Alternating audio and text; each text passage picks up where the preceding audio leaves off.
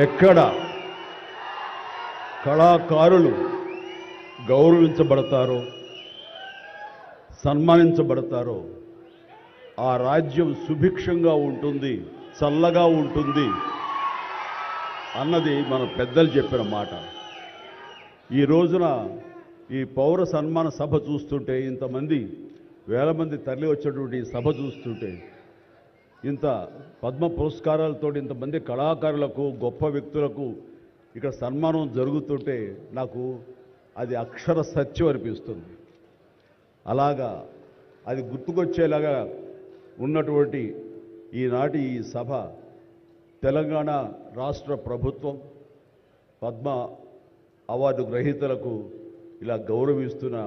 ఈ సభలో ముఖ్య అతిథిగా విచ్చేసినటువంటి మా మిత్రులు గౌరవనీయులు శ్రీ రేవంత్ రెడ్డి గారికి,